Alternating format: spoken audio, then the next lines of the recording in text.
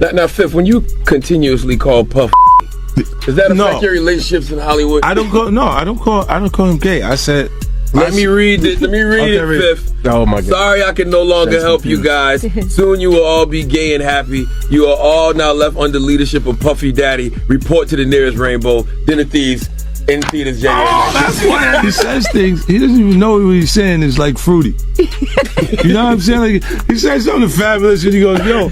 Speaking of, in particular, Netflix docuseries that you've been working on, Diddy Do It. Right. You've been saying for years that you feel you knew Diddy's character. Right.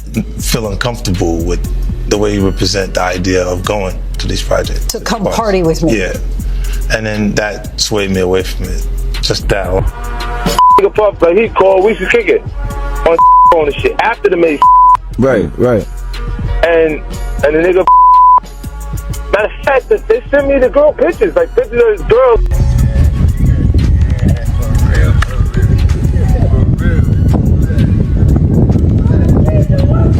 You wouldn't believe what's unfolding behind the scenes in the music industry right now. Burna Boy, one of the biggest global names in Afrobeats, is reportedly raising serious concerns about his high-profile connection with Sean Combs. What once looked like a powerful alliance is now being questioned, with Burna hinting that the relationship may have been more strategic and controlled than it appeared. Behind the spotlight, tensions seem to be building. Burna Boy is subtly shedding light on a side of the industry fans rarely get to see, far from the glamour, filled instead with pressure, uncertainty, and unanswered questions. The collaboration that once promised dominance now feels like it's wrapped in behind-the-scenes complications and quiet conflict. As more details begin to surface, this situation is starting to feel less like routine industry drama and more like a potential breaking point. If things continue in this direction, it could reshape how people view not just this partnership, but the hidden realities of the music business itself. Isn't it weird that the government was so interested in Diddy's baby oil that they took 1,000 bottles away from his house? If the government took 1,000 bottles of baby oil and somebody had things what appeared to be baby oil, and then you have to listen to the prosecutor. He said that they seized 1,000 bottles what allegedly to be baby oil. Allegedly to be baby oil. So that's telling people that it wasn't baby oil. And people think that that was baby oil, they out their mind. I don't believe it was baby oil. Yo, bro, when they went up in there, they knew what they was gonna find. They knew what was ever in that baby oil or that those bottles that appeared to be baby oil, they knew about that at first. You gotta realize 9 times out of 10, that individual that got caught at the airport, that was supposed to be their carrier, told them what they was doing and what they had. I wouldn't put him past that he told them everything. So when they went up in there, they knew they had to take whatever was out there, and that thing that appeared to be baby oil, they took. Remember when Burna Boy was sitting at the very top, Grammy in hand, carrying Africa's name with unstoppable force? He didn't just rise, he exploded onto the global stage. From a Nigerian breakout act to an international Afrofusion powerhouse, his climb felt almost unreal. Hit after hit, wave after wave, redefining the sound of modern music. Projects like African Giant didn't just succeed, they ignited a movement. Then came Twice as Tall, the moment that sealed his dominance, earning him a historic Grammy win and locking in his place among the world's elite. At that point, everything looked perfect. Global recognition, sold-out arenas, and a legacy in the making. But behind the flashing lights and headlines, the truth isn't always that clean. Because even at the highest level, the pressure never disappears. The expectations grow heavier, the challenges get deeper, and the struggles? They stay hidden. What the world sees is greatness, but what happens behind the scenes is a completely different story. See how many of those come back to be baby oil? Bro, listen to me. Costco's don't sell that much baby oil. Where you know sell that much baby oil? Yeah, I don't know any store that sell that much baby oil. I know Costco, they came out and said that they don't even sell baby oil. My sentiments exactly. But you personally, right? What do you believe was in the baby oil? If you ever seen a massage parlor being raided and they walking out the people, do they take the massage oil with them when they go? No, they just walk out the people who are being arrested. If you ever seen a person getting arrested and the people being arrested in those brothel houses, do they take out the stuff in the brothel houses? No, they don't. They take the individuals who are being arrested out the brothel houses. For them to take 1,000 bottles of baby oil, it's like that they did not leave one. They left people there, but they ain't leave not one bottle. Nobody needed no baby oil. So my whole thing about it is that there was something in that other than baby oil. That's why they took all the bottles. And 9 times out of 10, if I would give it a wild guess, it was, and like some of the people told me, it was probably that GHB. What's that? I think it's gamma hydrox.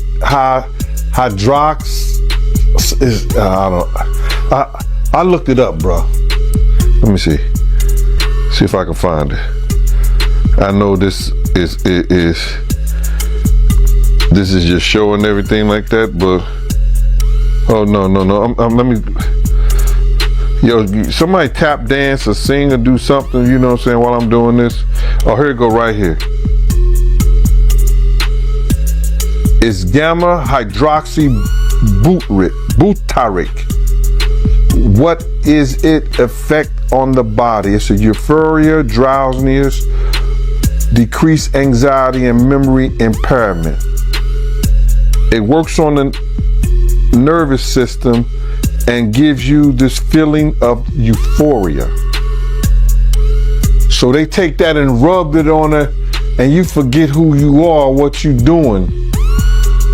It can also give you memory loss, drowsiness, and that's under the DEA, the drug. Speculation didn't just grow, it exploded almost overnight. People began questioning how Burna Boy, a global powerhouse at his peak, could suddenly seem so unsettled. One moment he was celebrating massive success, and the next his tone shifted, measured, tense, and unusually guarded. Fans quickly turned into investigators, dissecting every word, trying to piece together the meaning behind his cryptic statements. Something felt off, and then one name started echoing louder than the rest: Sean Combs. What once looked like a dream alliance, Afrobeat's biggest star, linking with one of the industry's most powerful figures, began raising eyebrows. After all, Burna Boy was already dominating globally on his own terms. So why did this connection feel different? That's when the cracks started to show. Burna subtly hinted at creative pressure, limited freedom, and a growing sense of being boxed in, as if the spotlight came with invisible strings attached. The narrative began to shift, revealing a harsher truth. Sometimes reaching the very top doesn't just come with rewards, it comes with sacrifices no one talks about. No, you want to sit around and pretend to like bitch. That's what y'all do. And then you get these hard jostling. So I'm just like curious. these are the, you like half man. No disrespect. But Jocelyn rough. Them shoulders is. And the way she like running up on, I already know she done strapped up on you. Ooh. So Jack, let me ask you. There's one. Some of the shocking things I hear that mean with a harness. Oh.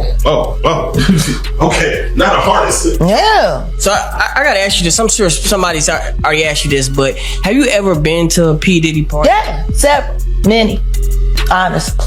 And so, can you take us through like what goes on, like when you were there? What did I say when y'all asked me about why was the TD Jakes at the Diddy party? Yeah. What I say? Money. And That's correct. Were you surprised that there were so many cameras in his houses? no. That he was recording these? He is the J. Edgar Hoover of hip hop. Okay. Y'all done seen him put on the pyramid with a skirt? So let me ask you, when you hear that Cassie was told to hire male escorts to come and what they call freak-offs now. Yeah. That is something, is that something normal that happens in Hollywood? Yeah. Freak-offs. Yeah. Okay. Everybody know that. I've been saying it. Yeah. What? How many times I got these? This is wild. So do you feel like people, when they hear pink cocaine, Young Miami has to bring across? Wait, the Tusi. Yeah, the Tusi. That's what they call. I found out. I talked to my drug guy because I wanted to be informed. Because people was calling it Tusi, that's calling it the Tunchi. I didn't know which one it was. So I talked to my drug guy, and my drug guy filled me in. And then it made perfect sense. Tusi. Talk to him. Drugs with Jaguar. Let's talk. Drugs education. 101. So Tusi is the cocaine, but they take the ketamine and cook it up. And they fold it into the coke. Now, if you don't know what ketamine is what they call on the street Special K. It's a veterinary drug. It's a horse tranquilizer. Now, gay men have been using this for years. See, back in the day, if you went to a gay party or a gay rave, there were certain drugs that you would always find on hand. Viagra, ecstasy, Special K, and cocaine.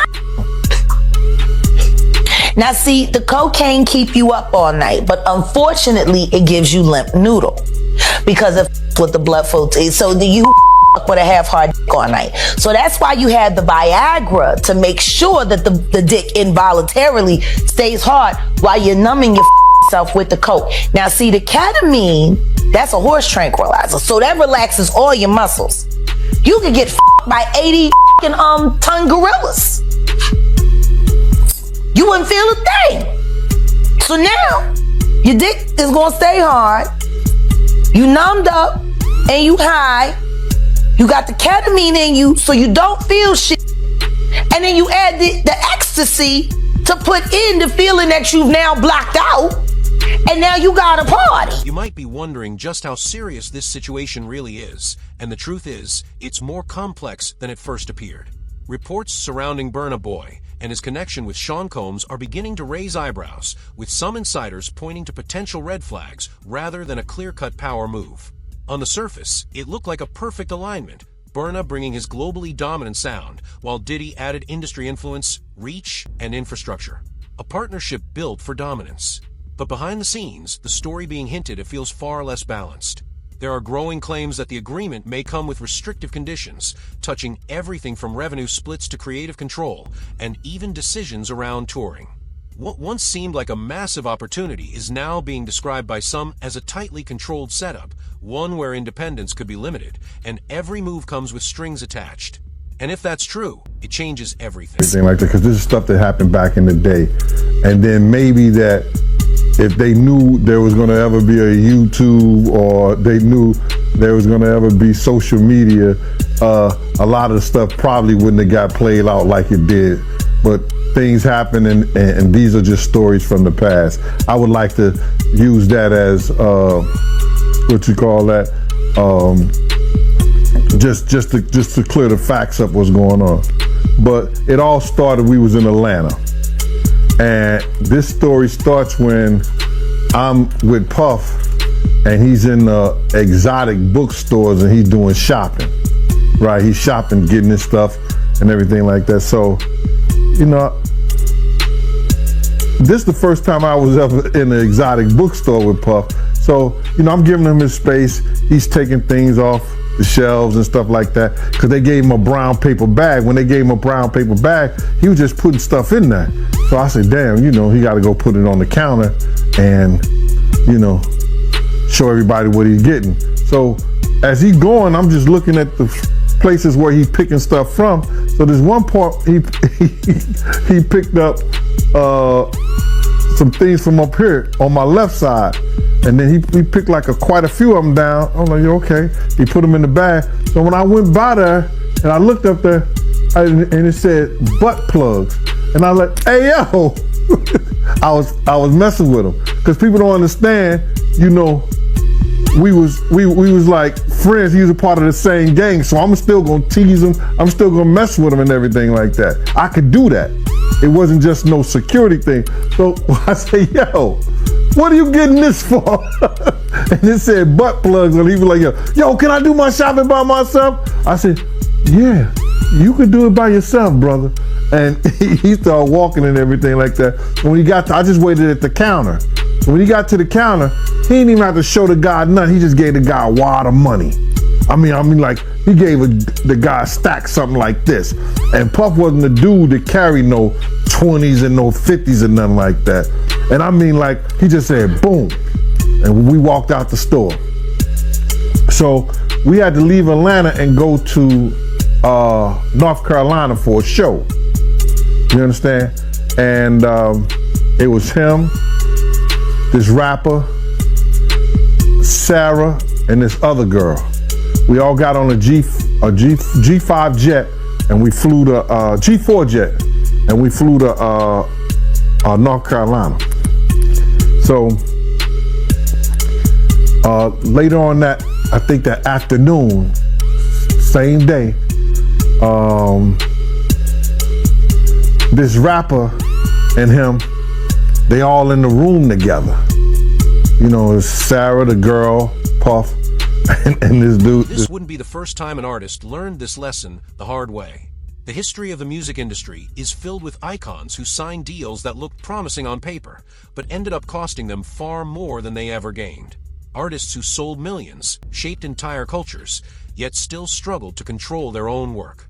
And when you bring someone like Sean Combs into the picture, someone known for high-stakes deals and sharp business moves, it naturally raises the stakes even higher. Which leads to one big question. What could Burna Boy actually be risking here? Because the concern isn't small. We're talking about potential impact on his sound, his brand, his revenue streams, and most importantly, the creative freedom that built his empire in the first place. Deals at this level rarely stop at one project. They stretch across multiple layers of an artist's career, slowly tightening control and turning success into something far more complicated. And the tension only grows with reports that Burna hinted, through a leaked exchange, that the arrangement might reach into multiple income channels. Performances, merchandise, brand deals, everything, which paints a much deeper picture. Because if that's true, it suggests something powerful and unsettling, that while Burna Boy built the foundation, others could be positioned to benefit even more from its expansion, leaving him with less control than the spotlight makes it seem. At the door and stuff like that, like, yeah, so then next thing you know, somebody rang the doorbell. We had the presidential suite where we was at. So I opened the door, and the dude said, yo, I'm here for my cousin. I said, who your cousin? And he said, Ja Rule. I said, well, he busy right now. He said, he busy doing what? I said, he with Puff, they're in the room, they busy, they don't want to be bothered. He said, well, I'm going in there. I said, bruh, you ain't going in there because he told me they don't want nobody to be bothering them. And he was like, yo, I don't care, man, I'm going in there. That bull like that. I said, yo, bruh, Jesus Christ had to come down here and take the air out of my body before you get in that room right there. Watch. He tried to bum rush me, I grabbed his and threw him against the piano. When I threw him into the piano, Puff and Ja Rule runs out the room. Puff got his towel, Ja grabbing his towel, but they butt the naked. And so then Ja was like, yo, what's going on? Yo, G, that's my cousin. He know me well, you know, and Puff was like, yo, G, what happened? I said, he tried to get in the room. I told him he couldn't get in the room. And he was like, he just looked, Puff looked at Ja. He said, yo, Ja said, you ain't want to go in that room because there's a lot of freaking going on. So I was like, oh, he said it was a lot of freaking going on. So that was basically that story, man. You know what I'm saying? They went back in the room, dude felt a certain kind of way, and he left out. So I seen them at the concert the next day, and they try to, form up against me. But my man Frank was like, I told my man Frank, I was like, yo, Frank, put yourself in that position. Somebody trying to get in the room, and Jai told you don't let nobody get in the room. What would you do? Now y'all can do whatever y'all want to do, man, but I ain't taking no losses. He said, yo, you good, and that was it. Bro, when Jai said, you don't want to come up in there, a lot of freaky stuff is going on. You got to use your mind. What they was doing with those butt plugs. Right.